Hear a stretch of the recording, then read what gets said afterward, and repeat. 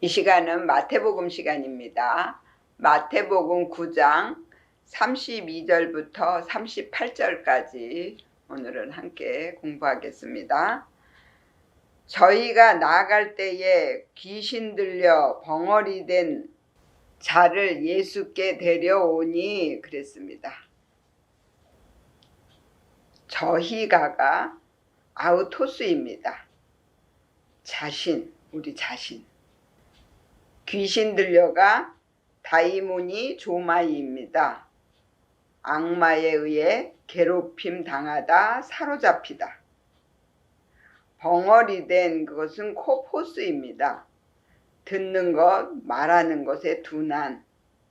그 앞 30절에 보면 그 눈들이 밝아진지라 그랬습니다. 그가 아우토스입니다.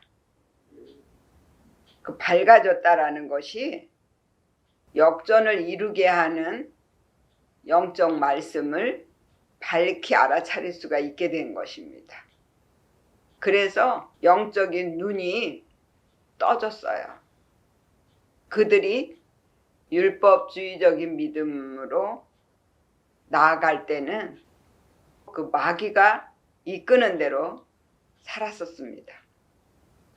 그렇기 때문에 영적인 말씀을 볼 수가 없었습니다. 그냥 보이는 것을 위해서 기도하고 보이는 것을 위해서 살았습니다. 그게 소경입니다. 자기만으로 부풀어 있고 교만하고 거만한 것이 소경이라는 뜻입니다. 그런데 거기에서 이제 고침을 받았습니다. 그렇게 되니까 역전에 대한 말씀이 깨달아지고 그것이 밝히 알 수 있게 된다는 것입니다. 그런데 31절에 저희가가 나옵니다. 우리가 문자적인 말씀을 볼 때 저희가 그러면 다 똑같이 생각하는데 그게 아닙니다. 31절에 나오는 저희가는 호로 나옵니다. 그것은 그녀의 그것이라는 것입니다. 율법주의적인 믿음이요 육적인 믿음들을 말씀하시는 겁니다. 그런데 32절에 저희가는 아우토스입니다. 이때의 믿음은 이제 소경에서 눈을 뜬 믿음들을 말씀하시는 거예요. 그들이 귀신 들려서 벙어리 된 자들을 예수님 앞으로 데리고 나온 것입니다. 그렇다면 이 성경은 다 한 사람의 믿음을 만드는 순서로 나와 있기 때문에 이 소경이 누구냐 이거예요. 바로 저와 여러분들을 말하는 거예요. 그리고 귀신이 들려서 말도 못하고 듣지도 못하는 이 사람은 또 누구냐 이거예요. 바로 저와 여러분들 자신이라는 것입니다. 그래서 예수께 데려오니 여기서 예수께가 아우토스입니다. 우리 자신입니다. 영적 말씀 앞으로 우리가 나아갈 때 그 말씀이 저와 여러분들을 고치시는 겁니다. 내가 귀신이 들려있다 이것은 무엇이냐면 마귀한테 내가 지배를 당하고 있는 거예요. 그래서 마귀의 괴롭힘을 받고 마귀가 다스리는 대로 살 수밖에 없는 거예요. 그러면 영적인 말씀을 듣지도 못하고 말을 할 수도 없는 거예요. 그냥 모든 걸 다 육적인 걸로 보이는 것을 쫓아서 살 수밖에 없는 겁니다. 그래서 귀신이 들렸다 이렇게 말하는 거예요. 그때에 예수님 앞에 데리고 오니까 귀신이 쫓겨나고 벙어리가 말을 했다 이거예요. 예수적인 그 말씀이 내 위에 내 안에 오셔서 말씀이 나를 다스려 주시게 되면 이 마귀는 내 생각 속에서 쫓겨납니다. 그렇게 되면 말씀이 나를 다스려 주시는 거예요. 그 말씀의 다스림을 받을 때에 우리는 영적인 말씀이 들려지고 영적인 말씀을 전할 수가 있게 되는 것입니다. 그랬더니 무리들이 보고 너무 이상하다. 어떻게 이런 일들이 일어날까? 저와 여러분들이 이렇게 바뀌어지는 모습들을 사람들에게 보여줄 때 많은 사람들이 이상히 여기고 놀라는 일들이 일어나야 되는 것입니다. 그리고 34절에 보니까 바리새인들은 가로되 저가 귀신의 왕을 빙자하여 귀신을 쫓아낸다 하더라 그랬습니다. 이 바리새인들은 분리주의자, 배타적인 신앙을 가진 그런 믿음들이에요. 그러한 믿음들이 이 복음적인 믿음으로 가는 사람들에게 그렇게 말할 수 있습니다. 근데 귀신의 왕을 빙자해 갖고 귀신을 쫓아낸다면 이건 서로 자기네들끼리 싸우는 거예요. 그건 말이 안 되는 거예요. 하나님의 아들 되시는 그 예수가 내 안에 왔을 때 이 마귀는 꼼짝 못하고 떠날 수밖에 없는 거예요. 왜? 마귀나 천사나 다 하나님이 부리시는 영들이기 때문에 하나님 앞에 순복할 수밖에 없는 거예요. 그래서 영적인 말씀이 내 안에 들어오시면 내 속에 있었던 마귀나 귀신들이나 이런 모든 육적인 것들이 다 떠나가고 오직 말씀이 나를 다스려 주심으로 저와 여러분들이 마귀의 종살이에서 하나님의 아들의 신분으로 역전을 이루게 되는 것입니다. 그 역전을 이루게 되는 말씀이 밝히 깨달아졌을 때에 우리의 눈이 열리고 귀가 열리고 벙어리가 말을 하게 되는 이런 역사가 일어나는 것입니다. 그리고 35절에 예수께서 모든 성과 촌에 두루 다니사 저희 회당에서 가르치시며 천국 복음을 전파하시며 모든 병과 모든 약한 것을 고치시니라 그랬습니다. 여기에서 예수께서는 이에수스입니다. 여호수아, 하나님이 구원하시다 이런 뜻이에요. 하나님이 구원해 주시는 그 말씀이 오셔서 내 안에 모든 것들을 다 고쳐주시는 거예요. 근데 어디에서 가르치셨어요? 저희 회당에서 가르치셨어요. 저희도 아우토스입니다. 우리 자신입니다. 그 회당이 어디냐?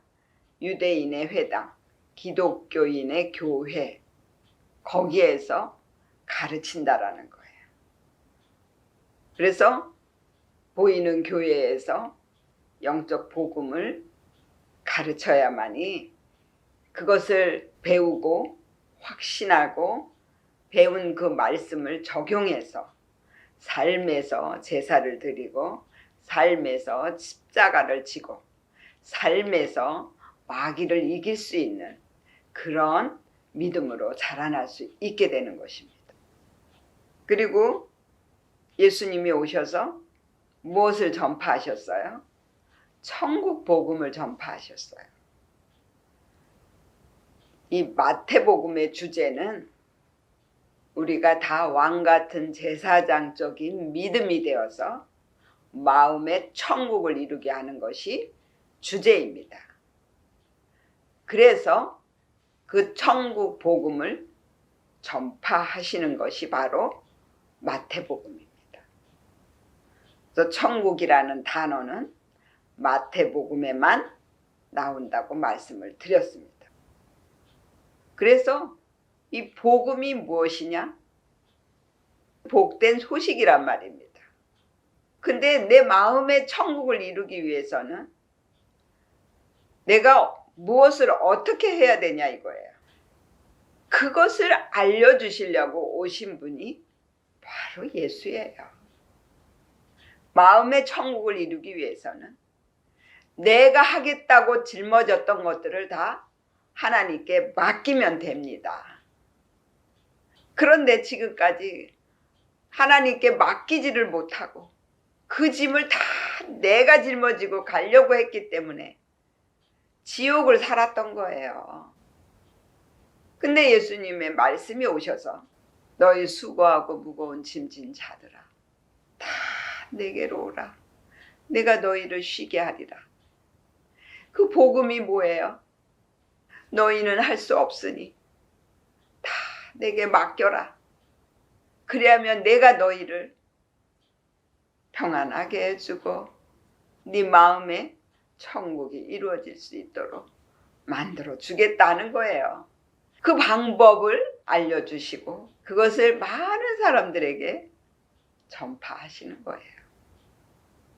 그리고 36절에 무리를 보시고 민망히 여기시니 이는 저희가 목자 없는 양과 같이 고생하며 유리함이라. 우리 예수님은 선한 목자라고 말씀하셨습니다. 선한 목자는 자기의 양들을 하나도 잃어버리지 아니하고 다 지키십니다. 그런데 사꾼 목자는 이리가 오면 양을 버리고 도망갑니다. 왜?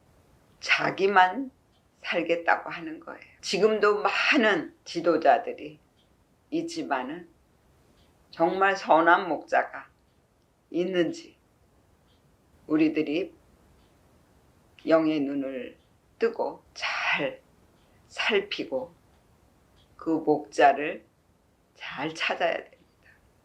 만일 잘못하면 사꾼 목자한테 걸려서 정말 영혼부터 모든 것들을 다 잃어버리게 됩니다.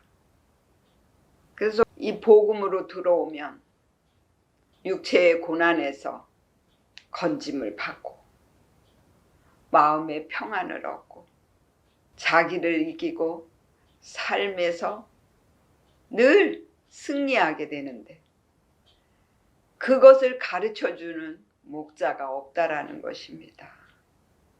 그래서 37절에 이에 제자들에게 이르시되 추수할 것은 많되 일꾼은 적으니 그러므로 추수하는 주인에게 청하여 추수할 일꾼들을 보내어 주소서 하라 하시니라 그랬습니다.